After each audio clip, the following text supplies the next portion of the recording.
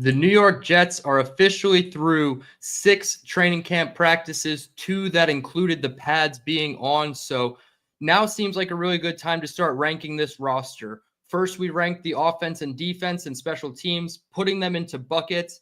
And then we ranked the AFC East positionally. Now it's time to use those buckets we put the players in and start ranking the top 60 New York Jets for 2025.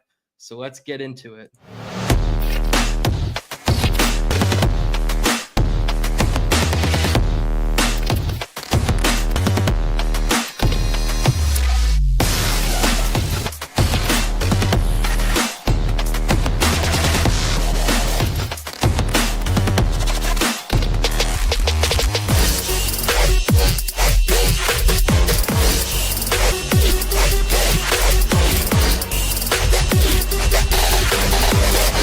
We want you to bring that here, all right? Go up there and press them and choke them out.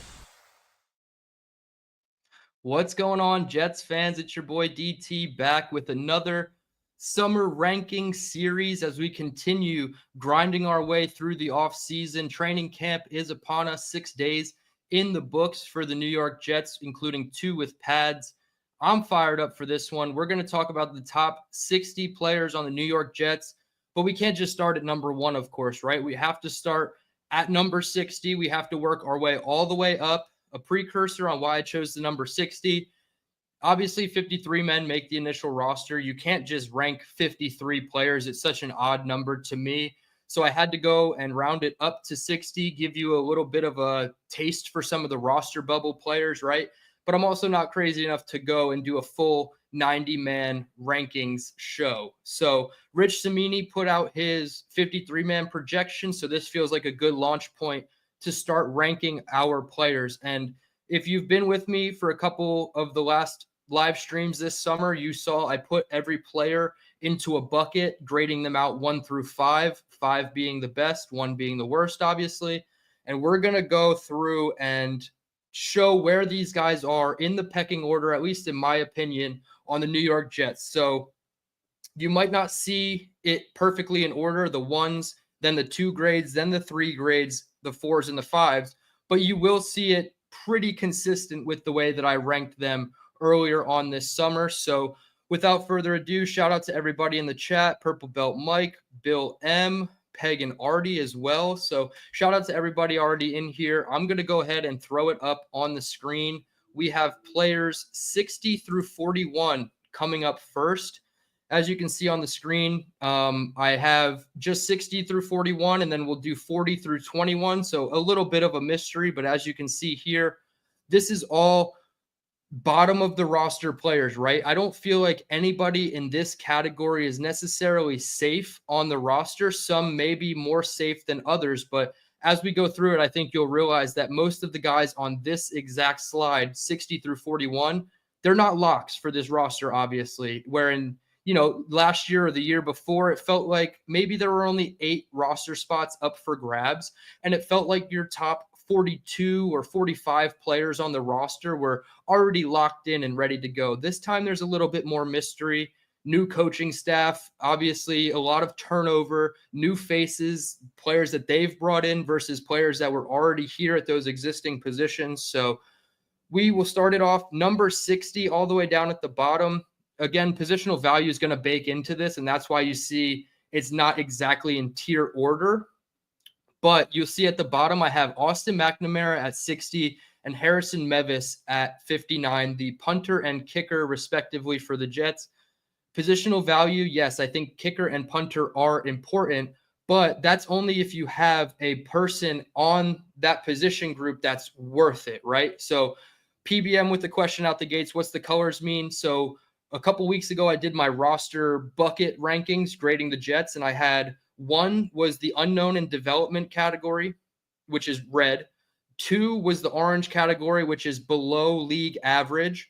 You have the 3rd category, which you don't see any players. That is the yellow bucket. That is just league average, okay. You have the green bucket, which is mostly good players who have shown consistent flashes and then sometimes when they were not performing up to standard. And then you have the blue chip, the 5 tier, which is going to be your really special players, right? Not that many Jets are going to fall into that bucket, unfortunately. So on this slide particularly, you have the 1s, which is the red, which are unknown or developmental, and then you have the 2s, which is below league average at their position. So special teams brings up the rear here. Neither of these guys have kicked in the NFL at like a professional level. Obviously, they've kicked in camp, but they haven't kicked even in a regular season game yet. So I had to put them all the way down at the bottom of the list. Then you have, and I'll kind of group these 4 together, Jarius Monroe, Marcelino McCrary-Ball, Jarek Bernard-Converse, and Quantez Stiggers, who are all going to be jockeying for position, right, to get on that initial 53-man roster. So technically right now they're missing the cutoff, but that's just my objective or subjective to a point rankings of these players. Obviously the coaching staff could feel differently. I do think one of Quantez Stiggers or Jarek Bernard-Converse makes the 53-man roster as a depth corner, but when I stack them up against other players, I feel like they're just a little bit worse than the guys above them. So above Quantez Stiggers, we have a couple of rookies in Francisco Mauigoa and Tyler Barron. And then we have Jay Tufele and Zaire Barnes and Fedarian Mathis bringing up to 50. This group of guys are basically like Quantez through Jarius Monroe. I think they're on the bubble as bubble as it gets, except for the 2 rookies, right? I think Tyler Barron's going to make the roster. I think Francisco Mauigoa should make the roster. I don't see a scenario where they go on the practice squad. I think, and not to the extent of Joe Douglas, but the draft picks are going to get first licks, essentially. So I think Tyler Barron and Mauigoa are on the 53, but they're all the way down at the bottom because they're rookies and they just haven't shown up yet. So excited about them, but also if they become core special teams guys and they're Chris Banjo's best friend, that's not a bad outcome either for year 1. So Jay Tufele, Zaire Barnes, and Fedarian Mathis, I'm pretty intrigued about. I don't know if Zaire Barnes makes the roster over a guy like Francisco Mauigoa, right? If they only keep 4 linebackers, you would assume it's Quincy Sherwood, Jamin Davis, and then Francisco Mauigoa. So Zaire Barnes could be on the outside looking in. Kind of the same thing, right, for Fedarian Mathis and Jay Tufele. Now, I'm not going to use Rich Cimini's 53-man roster rankings to change my opinion, but he had Fedarian Mathis making this team and Jay Tufele over Derek Nottie.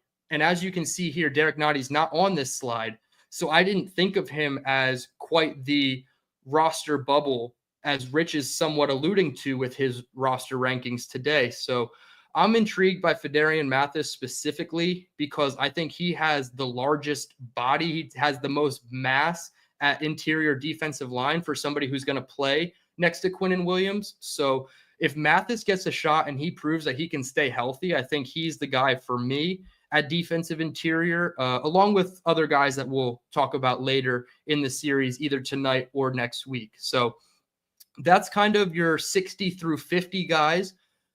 Going into 49, we have Xavier Newman, who we know is a backup interior offensive lineman. He's come out in spurts during the year. He's obviously gotten hurt for us as well, but he's been, thrust into the fire a couple times now where I feel like he's an adequate backup. And if he's your 9th or 8th best offensive lineman, that is pretty solid depth there. So Newman comes in at 49.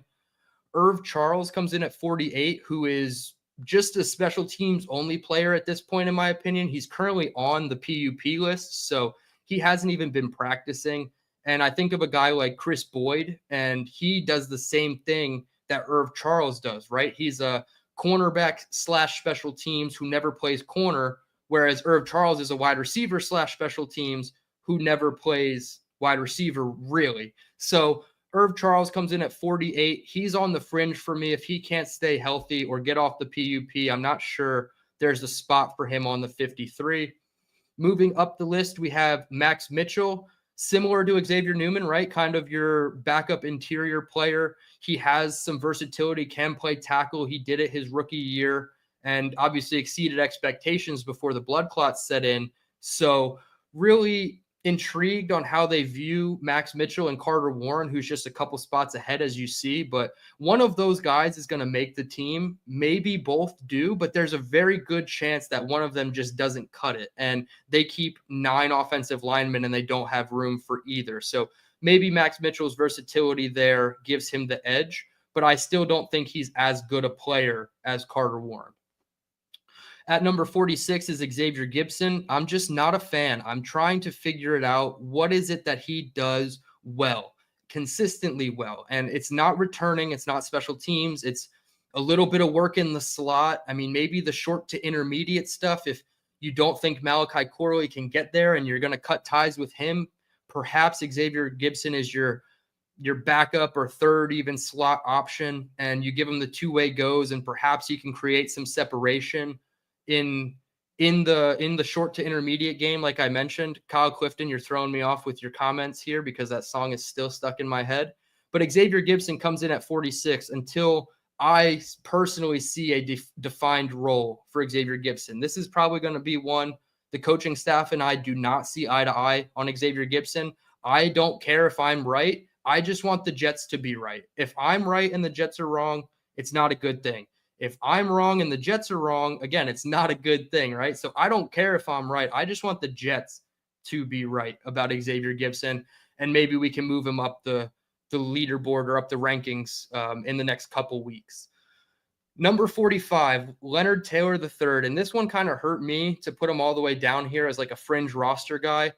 I loved what I saw from Leonard Taylor III. I did an extensive deep dive on his film from last year. I watched I think it was 270 plays of this guy. Like, I went berserk watching Leonard Taylor III film, and I found all the good, all the bad.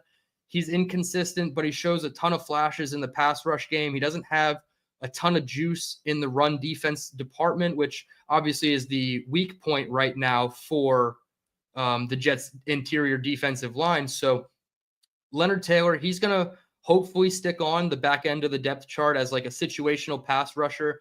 In my opinion, I think he would be the one guy on the field when Quinnen comes off, right? If you're going to try to find somebody who gives you as close to Quinnen Williams as you can, I think it would be Leonard Taylor III. I think Quinnen gives you more in the run defense, obviously, because he's just a superior player. He's got more talented than Leonard Taylor, but I'm intrigued about Leonard Taylor III. And again, he's somebody that I hope shoots up this rankings board the next time around when we look into this. 44 is Jamin Davis. I think he can stick on as the third linebacker. I think that's kind of where he's projected right now.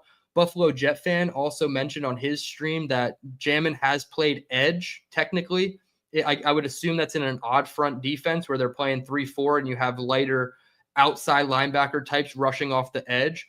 So can he stick on as your linebacker 3? I don't know if Maui Noah is up to the task of, supplanting him as linebacker 3, but I think Jamin is somebody who can give you something when they do go into that either base 4-3 or potential 3-4 coming off the edge as like a smaller edge / pass rush guy. So Jamin Davis is intriguing. It was a Phil Savage signing rather. Him and Fedarian Mathis, those were signings that happened after Joe Douglas got fired and before Darren Muji and Aaron Glenn were hired. So I look at those two guys, the former Commanders, as, nobody has allegiance to them except for Phil Savage, really, but they do have a chance to stick on, and it would be really intriguing if both make the 53. Moving up, and this is where the first, discrepancy in terms of bucket rankings comes in. I have Malachi Corley ranked as the 43rd player on the team. Do I think he deserves to be higher? Maybe, but for a lot of reasons, it's very hard not to. I think it's a lot of stuff between the ears with Malachi Corley, whether it's not grasping the playbook, maybe it's an unwillingness to play special teams and try to carve out a role for himself. I'm not quite sure what the deal is with Malachi Corley, but it seems like the coaching staff and the outside perception just seem to be very far off on Corley. So if you see he's red and ahead of a lot of orange people, that's because even though he is still a red bucket player, in my opinion, he's completely unknown. I think he has more talent than a lot of the guys underneath him, if not all of the guys underneath him. So I had to be fair and put him up a little bit higher, although in my opinion, I wish that this guy was a top 35 to 30 player on this team, considering he was a third round pick just one season ago. Right above him, and this one was a tough one. I thought I wanted to put him a little higher, and maybe he could jump up above Carter Warren, but Tyler Johnson, to me, I'm just not of the mindset that he's some really good wide receiver. So I had him at 42. Again, I think you could switch him and Carter Warren if you really wanted to, but I didn't see a scenario where he breaks my top 40. Now, the coaching staff really seems to like him. I think what he said at the podium the other day, he kind of reiterated the no block, no rock type of mentality. He said everybody needs to be able to block. Everybody's got to be aggressive, got to be physical. And it looks like he has, he's not a skinny person, although he is a smaller wide receiver. I don't think he's very slender build, like a Devontae Smith type of guy. Like he's got a decent amount of muscle to him. So maybe the physicality is something that keeps him on this roster. And again, if you're showing a willingness to block at the wide receiver position, that just bodes well for you in its entirety with this coaching staff.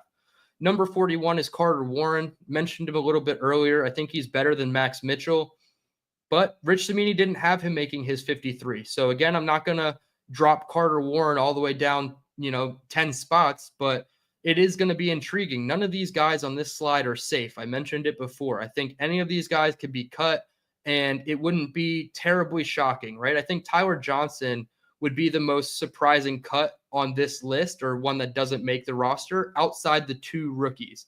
So with that being said, I'll take a couple minutes to just answer a couple questions about these players specifically, and then move on to players 40 through 21. Rick Kent says, Dylan, do you not have Kene Nwangu in your top 60? He's the best kickoff returner they have. Yeah, so Kene Nwangu would probably come in at 61 to 65. I didn't want to open up the rankings and go a little bit lower than 60 with my rankings. I think he would be right underneath. And if it wasn't for honestly Mevis or McNamara needing to be included in this list, that's probably where you would have seen a guy like Nwangu there. I do think he does give you some good upside in special teams, but I'm also not convinced that he's going to make the roster solely on that. I feel like the coaching staff is going to try to use somebody on special teams at returner that's also going to give them production on their side of the ball, whether it's offense or defense. So not entirely thrilled that I had to keep Nwangu off the list, but again, it's tough when you have guys who are just a little bit more proven, who play an offense or defensive position rather than strictly special teams. All right, let's see. We have a couple more questions before we flip over. Nick Shine, I appreciate you. He says, hit the like button. Everybody absolutely hit the like button. Subscribe to the channel if you're new. We're on the road to 1,000 subs. We are approaching close to 600. So we're definitely getting there. And once we get to 1,000, I mean, you guys have seen it already. The content has already been, daily, if not semi-daily, every other day, right? So all of that's just going to ramp up the more and more subscribers we get. My man Luppy in here with a question. He said, Dylan, what happened to Max Mitchell? He was a good backup until his injury. Yeah, I think his rookie year, he came in with no expectations as a fourth-round pick in a very loaded draft class, right? That was Sauce Garrett, Jermaine, Brees, and then they didn't have picks until the fourth round where they took Max Mitchell and Michael Clemens. So he came in with no expectations, and he performed a little bit better than most people thought, right? Obviously, the blood clots kind of hindered him a little bit, and then he came into his second season. And if I'm not mistaken, that was the season they switched offensive line coaches from John Benton to Keith Carter. So I'm not giving anybody a pass just because it's Keith Carter, but also you have to bake that into the equation, is that they had a new offensive line coach and a lot of things went to hell on the front of this offense. So can Max Mitchell prove to the new coaching staff that didn't draft him that he's worth sticking around? I think it's going to be his versatility that keeps him there more so than anything else. But yeah, it's hard to say he's anything higher than a fringe top 45, top 50 player on this roster right now. Nick Shine says, I look forward to deleting Gibson's name. Yes, I hope in a couple weeks when I do this and after I do the 53-man roster prediction, I'll come back and we'll do like a stock up, stock down. We'll see who's bumping up spots, who's going down spots. And I really hope that Xavier Gibson's name is just not on the list at all when we get there, Nick Shine. You're absolutely right. Julian with a question, who has worse hands, Lazard or Corley? I would say it's Lazard. I don't think Corley has bad hands. I don't think that's his problem at all. I think it's something else. It's not grasping the playbook. It's just unwillingness. Like I keep going back to those few things, but it's hard to pinpoint with Malachi Corley because we're not there. We're not in the building. So it's tough, but I don't think he has bad hands. I don't think that is the knock on him. Whereas Lazard, it's instantly the knock. He's led the league in drops or drop percentage over the last 2 seasons. So if it's not Rodgers with Lazard, it's going to be pretty scary sights. Purple Belt Mike, shout out to you. Look forward to your next video update, whether it's a short or a live stream. I hope everything's going well for you, man. That's a tough situation. We got to get you to 90 degrees, right? That's the goal. So hope you're doing good. Was Keith Carter the worst assistant we've ever had? Recency bias would say that, yes. Again, we'd have to go back and do the whole thing and look at the coaching staffs year over year. I don't know. I think of Dole Loggins. Was he bad too? I don't know. Some people kind of gravitated towards him when he was throwing challenge flags, but it's very, very easy to put Keith Carter in that category. 100% PBM. OG Jets fan. I believe that's you, Tommy. Shout out to you. I think Breece is on his last legs here. If Breece gets hurt or rushes for under 600 yards, he's gone. Yeah, if that's the case and that's the output you're getting from him is either an injured season or a sub 800 yards rushing. If he gets 800 yards rushing, but he gets another 800 yards receiving, which sounds a little bit extreme, but then there's a case where you can keep him around for the future on maybe a 2-year deal or potential franchise tag. So, yeah, it's tough. I don't want to think that way with Breece. I want to hope for a bounce back season. But, yeah, the running back position is certainly very volatile in today's NFL market. It's not, the late 90s, early 2000s where these running backs are leaned on heavily. And maybe they do lean on Breece heavily. And it's tough. I don't want to think about injuries or poor production with Breece. I want to think about bounce backs. But it's very realistic if he doesn't perform up to expectations. Even he knows that he's not going to be here for the long term. All right. So with that, we will flip over to players 40 through 21. So here you're going to see a little bit more of a mix, right? You're going to see some below average players in the orange bucket. You're going to see some good players in the, oh my goodness. Who asked me about Kene Nwangu? And I completely forgot I had him in here. Rick Kent. Calling me out on my stuff. I put the list together. I looked at it and I've prepared it all day. And Kene Nwangu ends up 35 on the list, Rick Kent. So throw everything I said out before about him being a fringe top 60. I don't know what I'm thinking here. So we will start at the bottom. Yeah, Rick Kent's happy now. I can't believe, just an oversight by me. But I knew I had him in here. So I was confused why I had to answer that question because I felt like he was in here, but I put the cart before the horse, so to speak. All right, number 40, we have tight end Stone Smart, free agent addition from the Los Angeles Chargers. I'm not entirely sold on him. As you see, Jeremy Ruckert in there at 28. They're pretty close to me. It's not Jeremy Ruckert is a lock for tight end 2. I think you have to think about them more situationally, right? Jeremy Ruckert's going to be your blocker primarily. He's obviously going to run routes too. He has the familiarity with Fields, but he's got some mental errors, right? He had Matt O'Leary alluded to it. He ran a drill the wrong way. He was supposed to run in front of the pads, catch the pass, and then run through the pads, where he ran behind the pads, and the pass was never thrown to him because Justin Fields knew he did something wrong. The coaches stopped the drill, threw him in the back of the line, and that was a big mental error. And then he had a false start in team periods the first day of padded practice, and he was immediately ripped off the field.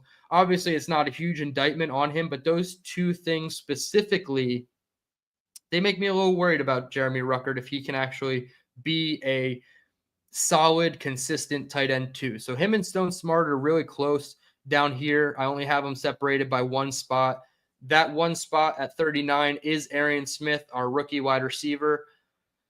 There's a lot to like about Arian Smith.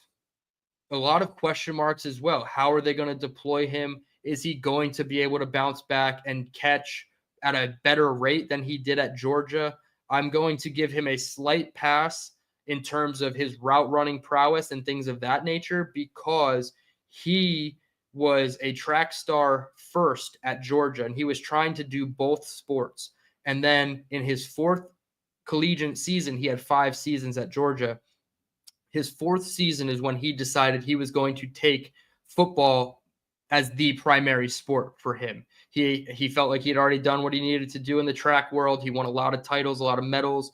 I think he even has a record or close to a record at Georgia. So then he transitioned to football primarily being his sport for 2 seasons, really 1.5 seasons. He had like a rotational role in his 4th year. And then the 5th year was when he really became a true starter for Georgia's offense. So I'll give him a little bit of a pass for that. But also, if he is dropping passes right out the gates in preseason, like, it's going to be tough, because now we are going to see a guy like Xavier Gipson used way too often. And I hope that Arian Smith and Gibson, they're used differently, right? I think Gibson is more the short to intermediate, and I think Arian Smith is your intermediate to deep route runner who's going to, occupy eyes of the safety and have them roll the coverage that way. And maybe they're not paying as much attention to Garrett Wilson when you have Arian Smith streaking down the sideline or streaking down the seam, running a post pattern down the middle.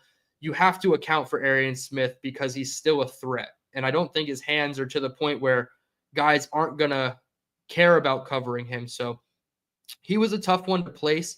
Normally, I would put rookies all the way down at the bottom of my rankings because they just haven't proven anything, right?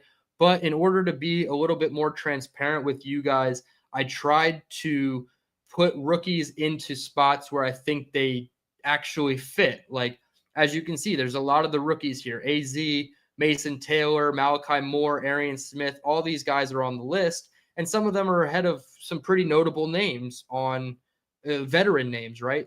But I think this is more accurate in terms of where I feel these players are on the roster, rather than just putting the rookies down the bottom and saying until they show me something, they're numbers 53 through 48 on this roster.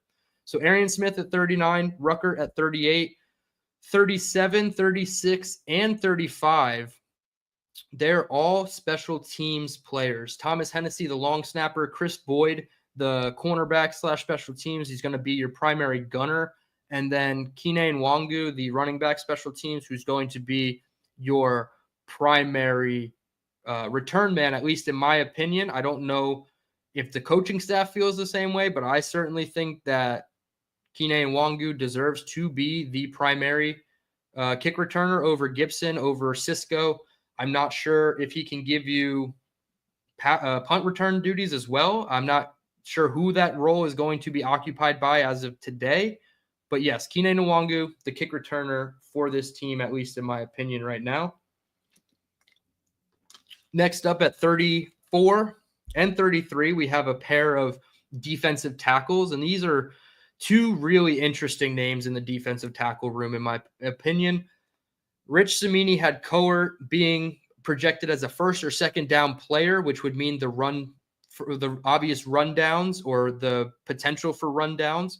And then he had Derek Nottie not making his 53-man roster. And again, I'm not going to see that and drop Derek Nottie from 33 all the way into the low 50s. No, I can't do that. I still think Derek Nottie is better than a lot of these players. And if that is, not the coaching staff's way of thinking, or we differ on those guys, again, like, that's okay. But I don't think Derek Nottie is not a top 40 player on this team as I currently see it.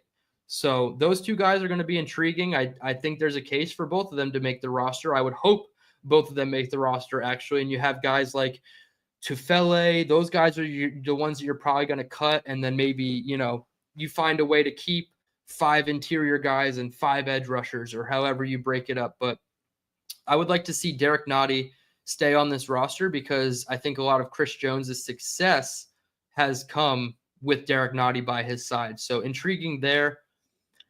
Michael Clemens, 32. This one also hurt to put him up this high. I really wish I could put Michael Clemens down in like the 50s. Objectively speaking, that's just not the case. He and Nottie were, you could probably flip him and Nottie. I would say Nottie could be better than Clemens or should be better than Clemens, but he's deserved of being a top 35 because you have inexperience and just really, really below average play from everybody else underneath him. So Michael Clemens comes in at 32. Right above him is rookie safety / I guess defensive back, we'll call him, Malachi Moore, turning heads at practice already. Really special, high IQ, cerebral defensive back, played in Alabama's system since he was a true freshman. So if Saban's going to put you on the field as a true freshman, that's saying something about your ability to play the game of football. And I know that sounds so minute or so basic or surface level, but Alabama is no joke, right? They're not going to play you if you're not cut out for it. So the fact that he was able to get on the field right away, I believe he was a 4-year player, maybe even a 5-year player at Alabama. So he has a ton of high-level college pedigree coming out. I think he's a fringe top 30 player who's going to be starting before long for this team. Number 30, we'll just call him Chooks. I'm not even going to try the first name. Chukwuma, I guess. Okorafor. It seems like the Jets community is really, they're not sure how to pronounce his name, and I'm not sure what position he's going to play. Is he going to be the primary backup left tackle? Is he going to be the primary right tackle? If he's the swing tackle, I'm a little nervous, right? Because we saw what happened with him when he played left tackle in New England. He played for 2 series and then essentially quit on the team. He does have 50 starts logged at right tackle in Pittsburgh. So that would be where I would primarily see him as the backup right tackle. And then you have a guy like hopefully Carter Warren as your backup left tackle over Max Mitchell. But if Chooks is going into the season and the coaching staff looks at him as the swing tackle, I have a bit of a problem with that, to be honest. Number 29, Andrew Beck, the fullback. This one I think is pretty easy to see. This is the first Muji signing when he became the Jets general manager. They've shown that they are not afraid to tell everybody they're a run-first team or they're going to be a run-heavy team. Everything's going to come off the run game, the play actions, the bootlegs, even the regular drop-back passes. Like if you can have a formation where you are successful running the ball, and then you can turn it into a play action or a drop back pass from that same similar look, it's going to go a long way. And I think if you want to deploy your 21 personnel, which is two backs and 1 tight end, Andrew Beck kind of gives you the best of both worlds where it is 21 personnel on surface because he's a fullback, but he also acts as a second tight end. So it's really like a pseudo 12 personnel with Andrew Beck back there. And I think 3rd and 1s, 4th and 1s, it'll be really fun to watch. The Jets come out in like an I formation and just run it with Braylon Allen or something like that behind Beck. So I do think that Andrew Beck has a role on this team and he deserves to be considered top 30. Number 28 is Tony Adams, projected starting strong safety right now. I'm a little nervous about that. I would prefer it to be Malachi Moore and you just take your rookie lumps. But Tony Adams, to me, the coaching staff said that he's bringing really good energy to the practices. So how far does energy get you, right? You still got to be able to show out on the field. If he can be the man coverage guy in the box against, tight ends or wide receivers that aren't known for their shiftiness, I don't think he can keep up with the guy that's, playing out of the slot that's really like shifty and fast. But, those power slots and those big tight end types, I could see a case like Pittsburgh, for instance. I can see him manning up on like Pat Freiermuth in certain situations, even like a Darnell Washington, who's just a massive human being. But I do think Tony Adams can at least do that at an adequate level where he's not a complete liability.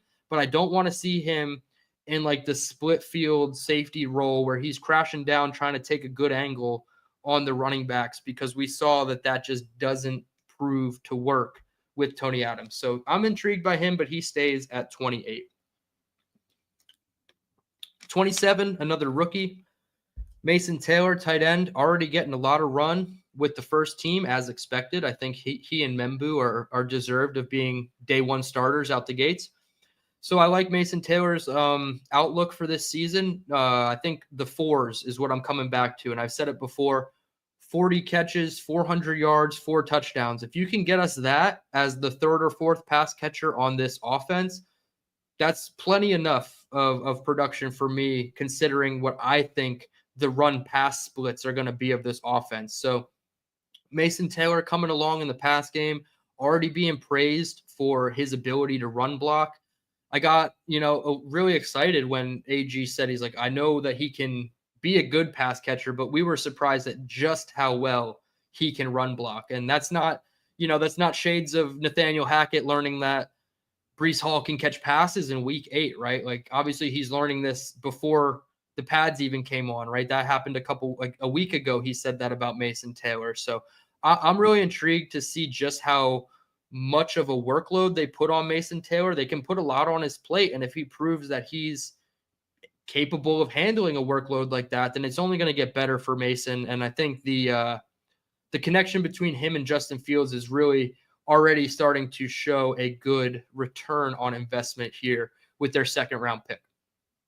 26, we have Isaiah Davis, third string running back. And to me, this one was a little interesting, right? You have 3 running backs in the top 26 of your rankings. And normally, they're a little bit more spread out. Like Isaiah Davis as the third might be in the high 30s to low 40s, but here he's a top 26 player. And I think that just goes to show how strong the running back room is. I had them ranked as the second highest or second strongest position group on the team beside cornerback. And kind of goes to show, right? Isaiah Davis, 26.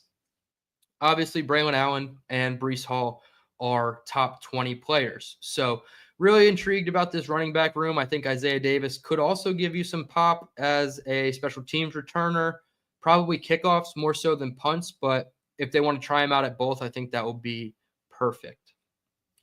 25, Allen Lazard comes in as a top 25 player on this roster. A lot of this is because I believe the scheme of the offense plays to his strengths. I think if he wants to put the soccer ball away, get in the weight room, start blocking his ass off again, I really think Allen Lazard in this specific scheme could do well as like the 2B or the 3A wide receiver. Like, I don't think he's obviously a 2. I wouldn't really consider him a 3 if you had a solid option at 3, but the Jets don't really have a solid option at wide receiver 3. So Allen Lazard to me is top 25, barely. And I think that if we were to see somebody slide down the rankings, I have him as a stock down player so far through camp, but I also don't want to, put him all the way down in the basement with the roster bubble guys, because I do think he is still firmly part of this initial 53-man roster. The newest addition to the Jets, I should say, Nick Folk, kicker.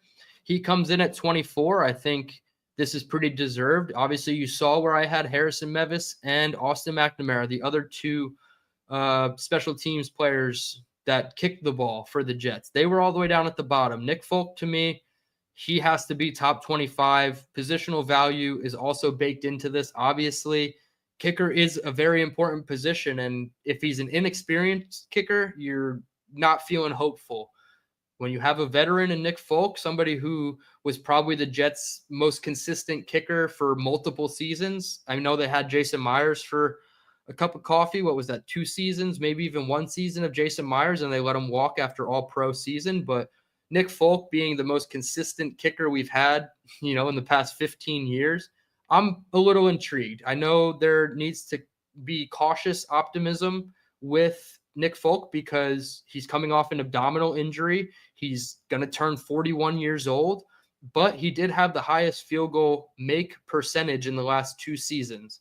I believe it was 21 of 22 and then 29 of 30. So he's only missed 2 field goals in the last 2 seasons, and he's also 6 for 6 from 50 yards plus. So night and day what the Jets have had with the Matt Amendolas, the Kari Vedviks, the Sam Fickens of the world.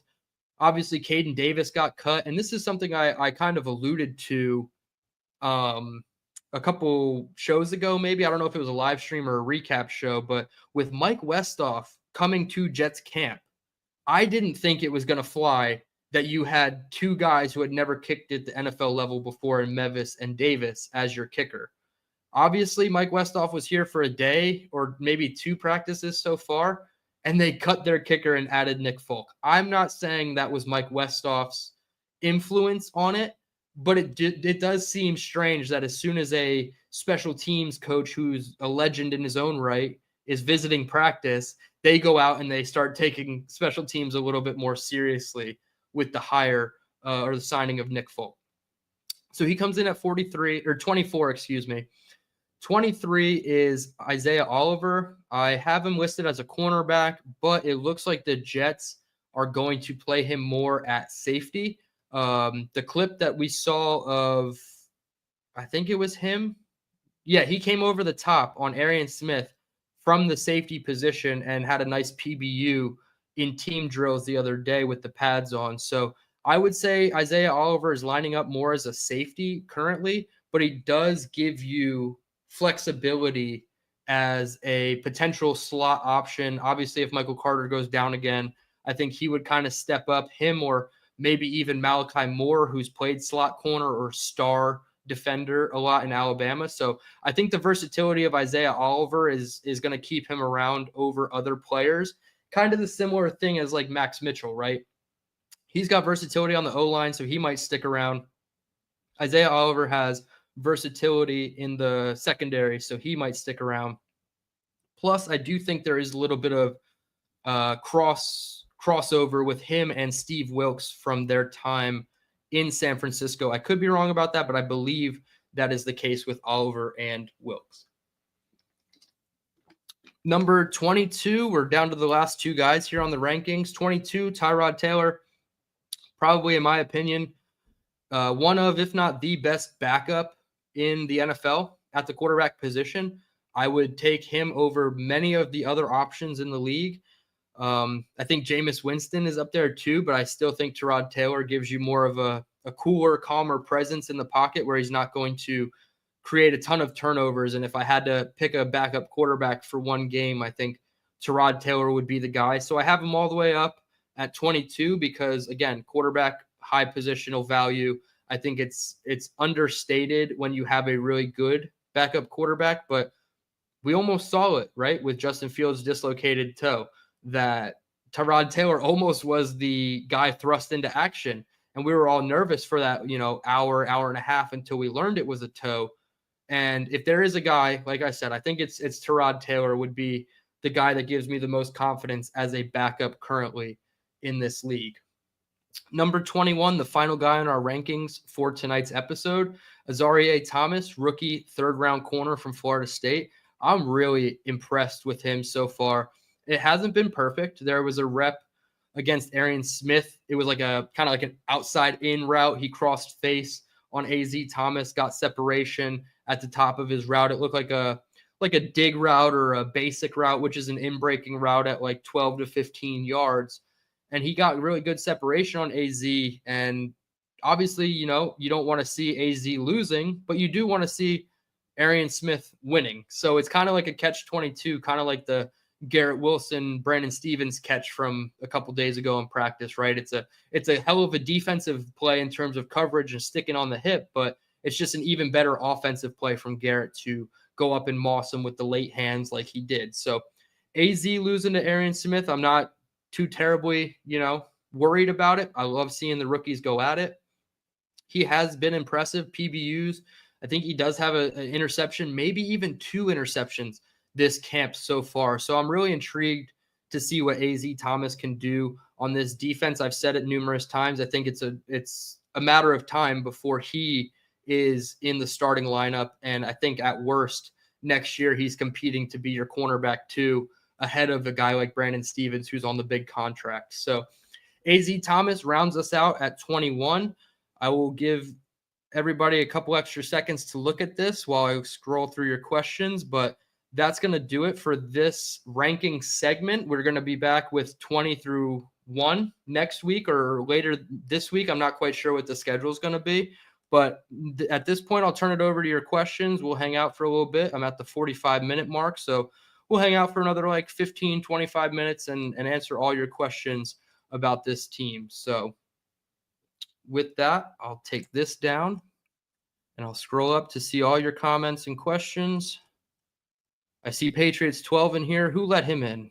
I thought I made it subscriber only. I'm just kidding. I know you subscribed. Thank you, Patriots 12. I appreciate you. Let's see. PBM says Kine is a boss. Yeah, I agree. I think what he did versus Seattle was more than every other returner's done combined for us. I don't even consider Xavier Gibson's punt return against the Bills special anymore. Like it was a ruined day. And honestly, if he didn't return it and the Jets lost, it would have meant the same thing to me. So I hope Kine is the guy. And 90 degrees by Friday, man. What's today? Wednesday? 2 more days to get you to 90 degrees. I think you said you were at like 50 or 60 degrees the other day. So hopefully that's coming along well for you. Let's see. Luppy with another question. Dylan, how will Quentin benefit from Will McDonald's coaching? I'm not sure what you mean. Do you mean Quentin? And I'm not sure what you mean from Will McDonald's coaching. Like, do I think Will McDonald being coached up will help Quentin? Yeah, of course. I think if you could ever have a situation where you're taking the pressure off Quentin Williams, if this is what you mean, I think that that's a great thing. So the more Will McDonald can do for your defense, just like the more Jermaine Johnson can do for your defense, it's only going to help guys like Quentin in the middle if the tackles have to do a really wide set and cut off the pass rush arc of these edge rushers. And that allows Quentin to have more space in the middle to maneuver around his blocks. So yeah, I think it all helps when it's all up on the front on the defensive line, same as the offensive line. You want to see Membu getting better against Will McDonald because that's going to make AVT better next to him, and that's going to make Tippmann better next to him. So yeah, when it comes to offense and defensive line play, the better talent you have on the sides of you, the better off you're going to be individually. So I hope I answered your question well. If not, you can retype it. Nice hat. Yeah, I saw you have the same one. So it's a great hat. I love it. Shout out to Jake. Let's see what else we got. Oh, Luppy, another one. Is this Rutgers' last chance? Yeah, it's Rutgers' last chance, 100%. There's no way he can be as bad as he's been the last 2 years and still make it on this roster. I would honestly consider a tight end on cutdown day if Rutgers doesn't show any type of progression through this portion of camp and preseason. Johnny Boy, I don't know what you constitute as an NY baddie, but if I had to pick one player, I would say it's probably going to be like AZ Thomas. I feel like he would be the guy. I feel like he's just, corners, they show out. They're a little blingy. They're a little flashy. I would say him, but I don't know what you consider an NY baddie. I know your freaky is all the way turned up, Johnny Boy. Let's see what else we got. OG Jets fan says Braylon Allen needs to lower his body as well. He runs too straight up. Yeah, I can see that being an issue when you run too straight up. You definitely low man wins, right? In the NFL, low man always wins. So that's a tough one. I think because of his size, you don't necessarily need to go all the way down if you're Braylon Allen, but at the same time, you want to get as better leverage as you can. So I'm intrigued to see what he can do. I think this will be a really good year for him. This offense is kind of tailor-made to his skill set, RPO, zone reads, get him out in space on the wide zones and stuff, but also he can be a bruiser for you up the middle between the tackles. The first thing I ever agreed with Patriots 12 on, we need NFL to start. Well, that happens tomorrow. Patriots 12, Hall of Fame game. Los Angeles Chargers versus Detroit Lions tomorrow. We are finally here. It's 8:17, probably less than 24 hours away from that game kicking off. So I'm very excited about that. Luppy, guys, hit the like. Absolutely, guys. Smash that like button. I appreciate it. I see just over 70 of you guys in the room. I appreciate it. Hit the subscribe button as well. That will get you access into the chat. I put it on subscriber only. One, because I want you guys to subscribe, but two, I want the comment section to be more serious about, giving their takes. I'm not just going to let somebody come in here, throw a crappy Grant Rude take out here and just let it be willy-nilly. You got to subscribe if you want to be part of this community. And it's a pretty damn good community, if I say so myself. I have no bias in that statement, but this community is pretty damn great. Rick Kent says, once Malachi Moore plays some games, he'll be the starter. I agree. I think you see him in preseason action, whether it's against the Packers or the Giants in those first 2 weeks. He's going to be shooting up my rankings board with any good performances. Malachi Moore is someone that I am certainly very high on. So shout out to you, Rick Kent, the legend. Let's see. Hawk says, why is Hennessy so low? He's been our most consistent player over the last decade. Yeah, no, you're right. Long snappers do matter. I'm not going to deny that. I think I had him at 37. So, I mean, it's hard, right? Like, here, we'll pop it back up on the screen. But who do you put Hennessy above? Like, maybe Michael Clemens, but that's low-hanging fruit. Chooks Okorafor, Tony Adams, like those are the only three. And I don't know. I don't see Thomas Hennessy as a top 30 player on this team. I kind of lumped the special teams players all together. So yeah, he's in that range for me. I don't see him being up any higher. Let's see. Rich, shout out to you, Rich. He said we didn't get into the gold zone too often. Yeah, that was quite a time, right? And hearing all the gold member Austin Powers references and all that, quite honestly, it's just bullshit coming from Nate Hackett. I don't think he had any intentions on coaching this offense. They just brought him in so that they could get their boy Rodgers, and it was the Rodgers show from there. If Rodgers didn't want to play, Hackett took it out. And we kind of saw, Todd Downing push back a little bit, in my opinion, against Buffalo. That first game of the season that they played Buffalo right after Saleh got fired and they switched OCs. I mean, they did stuff they never did before. And Todd Downing went away from the pony package, the two running back sets that I didn't like, but he brought a lot of other good things to the offense. And I felt like Downing was a net positive over a guy like Nathaniel Hackett. Hawk says, more like fold zone. Yeah, no, you're 100% right. And that's where I'm intrigued a lot with this offense. Can Justin Fields and the backfield be enough of a threat to keep a lot in the box to help you get one-on-ones on the perimeter to Garrett and Reynolds and Mason Taylor? And then can you turn those field goals into touchdowns? That's going to be the biggest thing for me. I don't want to see them settling for like 32-yard field goals where they just get stymied in the low red zone, right? I want to see them get to the red zone, and then I want to see them finish in the end zone for sure.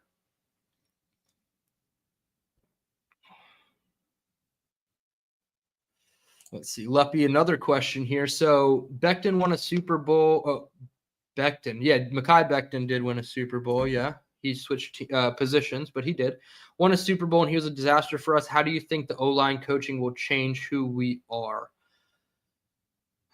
Using Mekhi Becton as the example doesn't necessarily hold a ton of weight for me, Lupp, only because Mekhi Becton was a disaster himself, and the coaching staff was a disaster for him. Like, it was just not a good marriage out the gates ever since that injury occurred.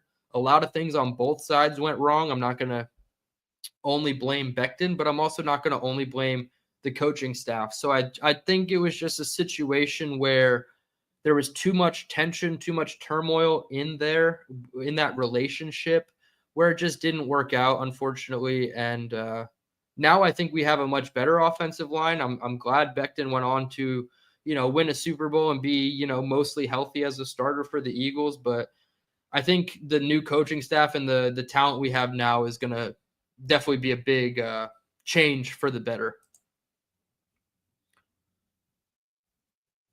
Chris B, what's up? Shout out to you, the most optimistic Jets fan in this community, I feel like. Nick Folk provides accuracy, reliability, experience, clutch kicking, a proven track record, and mentorship. Yeah, these are all great qualities. I think, even if they don't keep Harrison Mevis on the team, he can learn a lot from Nick Folk throughout this training camp and preseason period. Excited to have him back in the fold. And that's not even, that's not a guarantee that he wins the job. Perhaps Harrison Mevis, he beats him out. I don't think it's likely, but there's a chance. And accuracy, reliability, proven to be a clutch kicker. I mean, all the things you want your kicker to be. So Nick Folk, bringing him back was cool. I was in agreement with getting rid of Greg Zuerlein, not so much Thomas Morstead, but if you're going to pivot, I would rather you pick up a veteran kicker rather than a veteran punter. Tommy says Westhoff is a legend on specials. He absolutely is.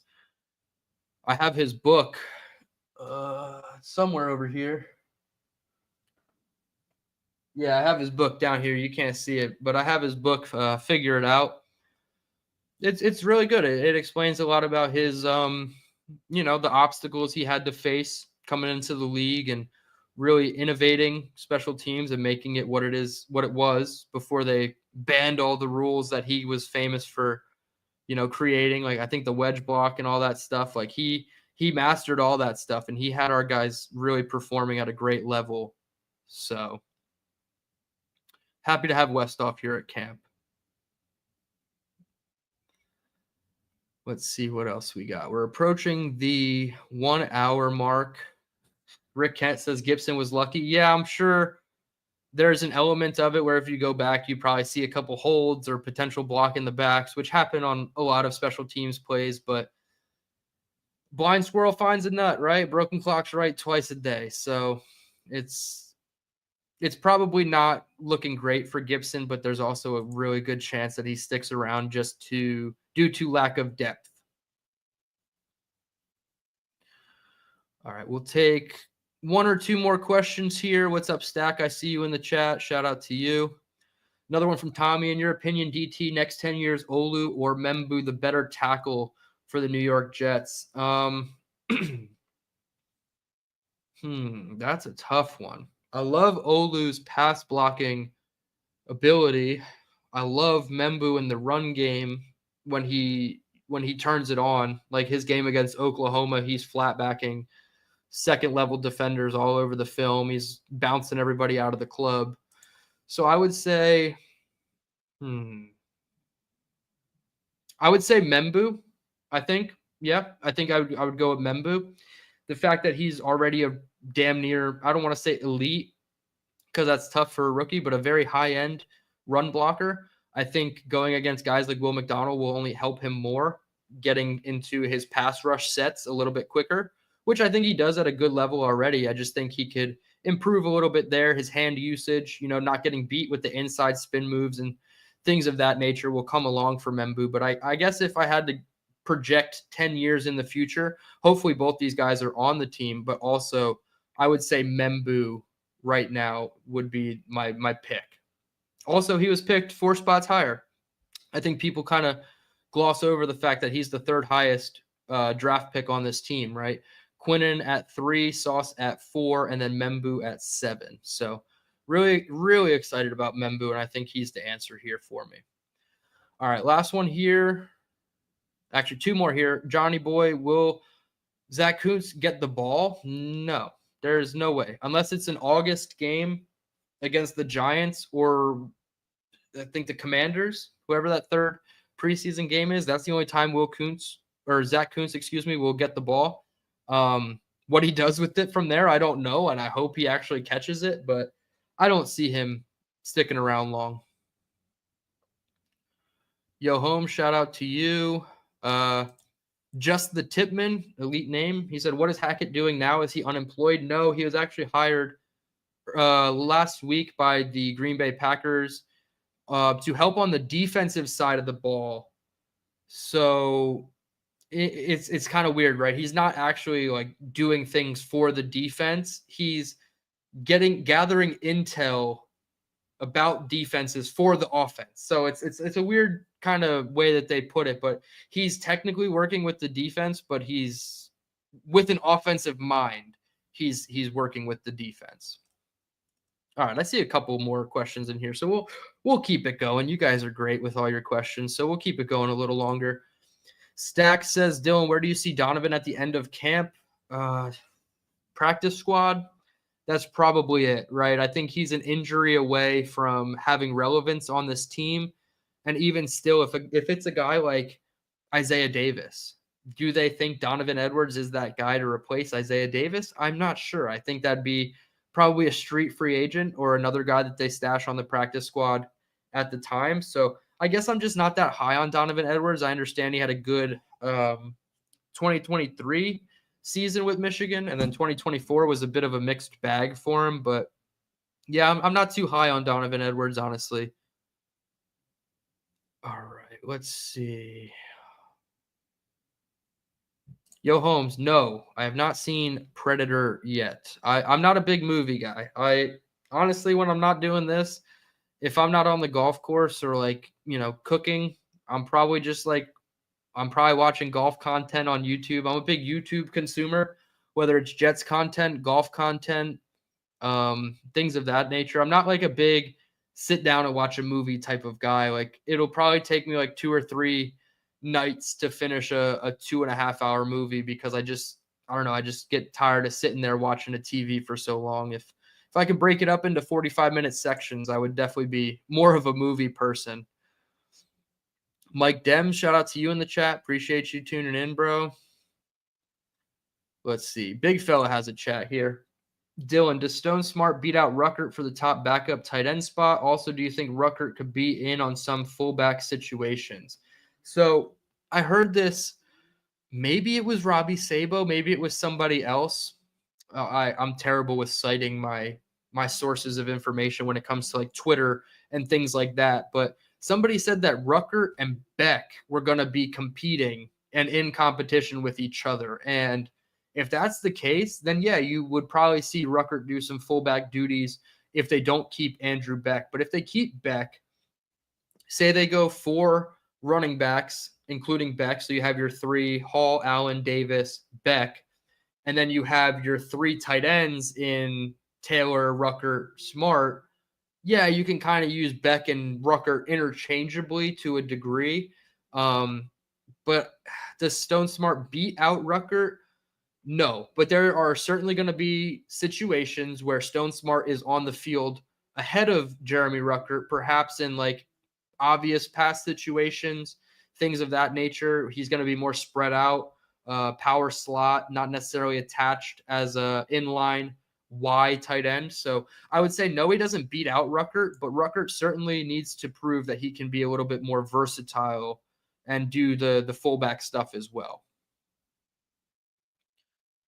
J-Quest, I have absolutely zero thoughts on MGK because we're over the hour mark, and I'm not going to get killed by this chat again for having an opinion on a musician that I feel like I connect with on a personal level more than others. So no, I have zero thoughts about MGK. Thanks for playing. Oh, this is a good one, Johnny boy. Who is a player that you are tired of hearing about and why?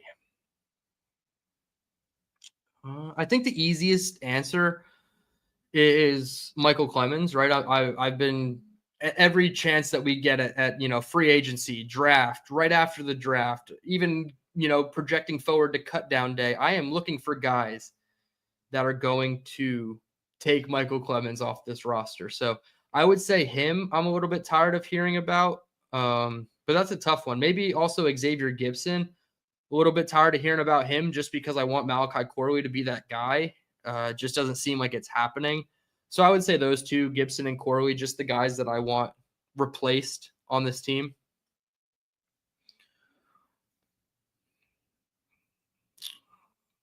Tommy, I believe this is about Lazard. Why keep a number 3 receiver that can only block because it's his size at 6'3"?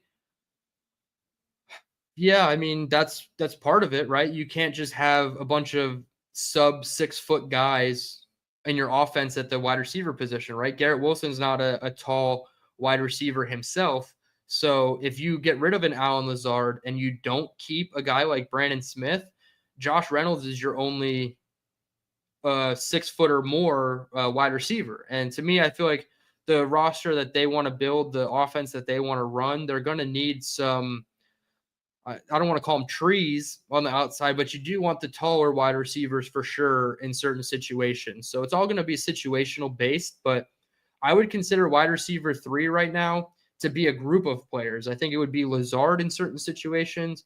It can be Gibson in certain situations, and it's going to be Arian Smith in certain situations. And shit, it might even be Tyler Johnson in certain situations as your third wide receiver. So I wouldn't necessarily label Lazard as a 3. I know I said like a 2B or a 3A before, but that's very loosely putting it. And I think it's more just situational based with the wide receiver room for sure. Yo Holmes with a golf question. This is one I appreciate. Thank you, Yo Holmes. Dylan, what is your handicap and what is your favorite course to play? So my handicap, I've been playing golf for 3 years. My handicap just got under a 20. I think I'm at like a 19, I think like just under 20, 19 handicap. But if you take out the first year and a half of me playing golf where I like literally didn't know how to swing my damn clubs, maybe it's closer to like 17 or 15, maybe even a 14 handicap. Today I went and played a course called the Creek in Spartanburg. It's one of my favorite courses. Pretty open, but also got your hazards and things of that nature. It's called the Creek, so there's some water, tight fairways on some holes. And I played this morning. I really appreciate when the Jets have off on my days off from work. I'm currently off from my current job. But I played at the Creek this morning, and I shot a 47-47 for a total of 94. So that was my personal best so far through 18 on like a full course. I've played par 3 courses and stuff, and I'm usually scoring in like the low 80s on those. But yeah, I don't know if I have a necessarily favorite course, but here in Spartanburg, I do like the Creek. I played at a really hard one called Palmetto Hills where you had a lot of blind tee shots, and it was a really tough time there. But yeah, I'm getting a little better. 94, my personal best, and we're hoping to continue. We're going to get to the 80s soon, I think. So my handicap right now, 19. There are some really good courses in New Jersey that I like. Where I lived, there was a course called Harker's Hollow. I loved playing at that course. Pretty tough course. It's about 7,100 yards from the tips. So one tee box in, you're looking at like 6,800 yards. And I really like that course. I've never broken 100 there yet. When I play on new courses, my goal is to get 105 if I've never played the course before. But if it's a course that I've played more than like 2 or 3 times, I expect to break 100. Tommy, I do not play basketball. I can facilitate. I'll pass the rock all day long, dude. If you're open in the corner for a 3, I will hit you behind the back, Adam Sandler style. I'm probably only going up, one-handed with my layups. I'm a lefty. I haven't really got the right-handed layup down yet, but I'm a good dribbler and facilitator. I am not a good shooter.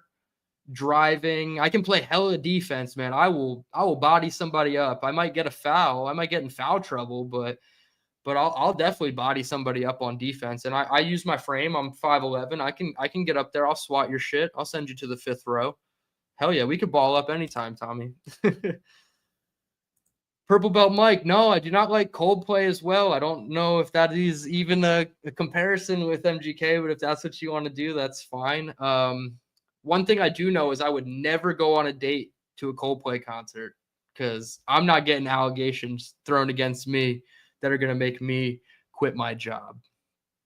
Stack, no, man, I've never been to Hilton Head. So I've only been playing golf for 3 seasons. 2023 was my first year. I think 2023.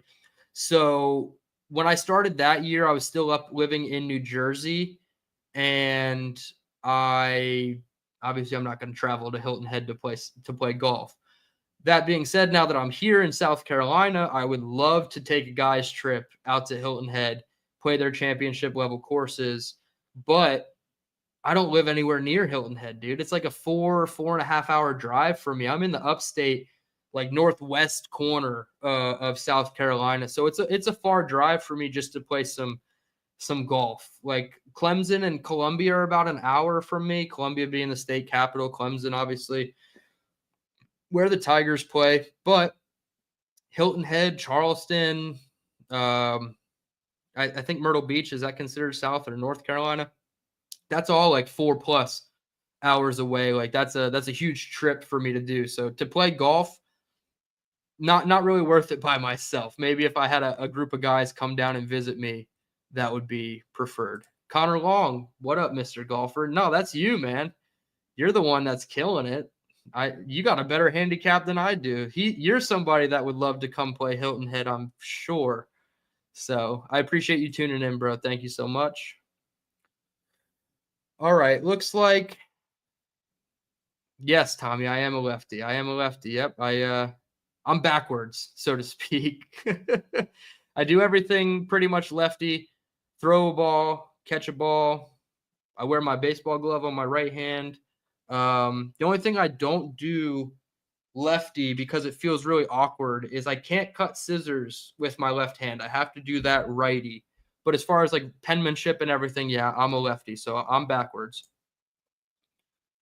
J Quest, do I play hockey right or lefty? Just curious. Yeah, it's all lefty. It's all lefty. I don't think I can do anything sports related right-handed.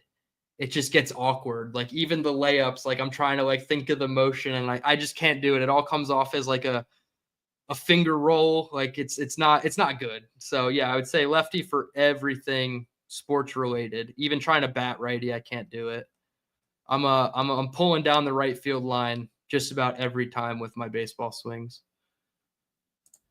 Kevin with the chat. What's up, Kev? Appreciate you. Is there anyone that's good for 2,000 rushing yards in a bottle this year? It's a good question. I think in a bottle, that's tough, right? Like who's a shoe-in for 2K? That's going to be tough. Derrick Henry, I don't think necessarily. Christian McCaffrey, if he's healthy. Like these are just like some of the better running backs in the league. James Cook can get you some solid production. I don't know about 2K. I don't know. That's a really tough question, trying to find 2K in a bottle. Ashton Janty. I know this sounds like completely crazy because he's a rookie, but I think the volume at which he's going to touch the ball could actually give him a chance to be close to 2,000. So there's a couple names there. I don't know if I would say in a bottle necessarily, but there's definitely some that could flirt with 2,000. Good question, though.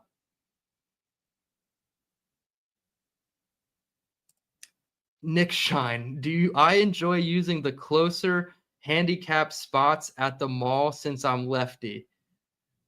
Dude, if they gave me a handicap for being a lefty, I would take full advantage of that. I would park in the closest spot to every building I ever went in.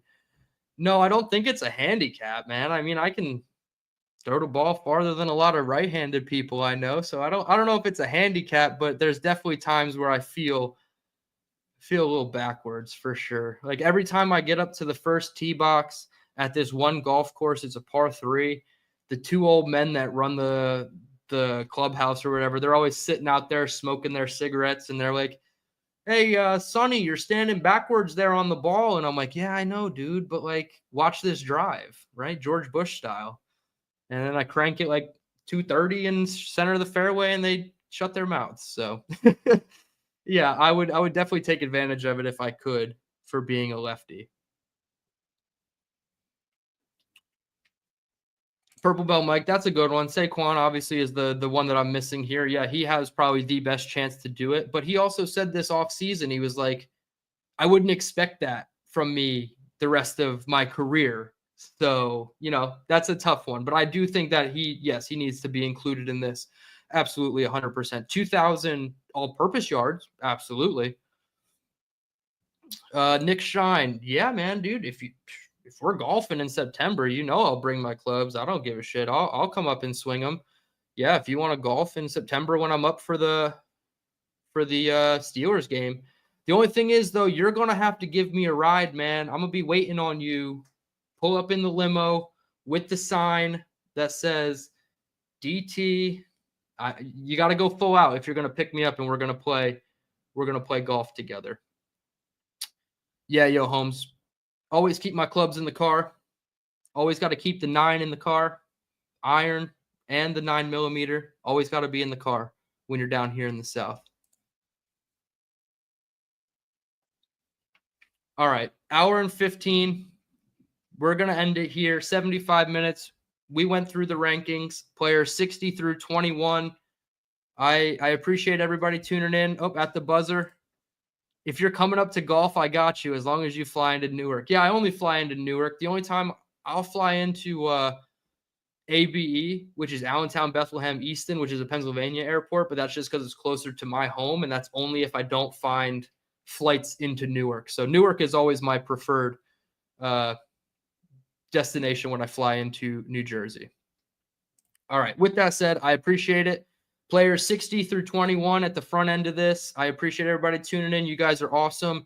Hit the like button on your way out. Subscribe to the channel. I'm so close to 600. I think we're at like 570 something. So we get to 600, then we just keep stacking away, and we're on that road to 1,000 subs here. We'll get it before we go into MetLife and destroy Aaron Rodgers and the Pittsburgh Steelers. Thank you so much, everybody, for tuning in. Appreciate it. I'm not sure when I'll be back on live again, but it will be posted both on YouTube and on social media. So stay tuned for that. We have one more ranking show. I got a couple guests lined up for next week, including Tyson Roush next Wednesday, actually. So 1 week from today, Tyson and I will be on, and I appreciate everybody tuning in, and I'll see you guys next time. Let's go, Jets.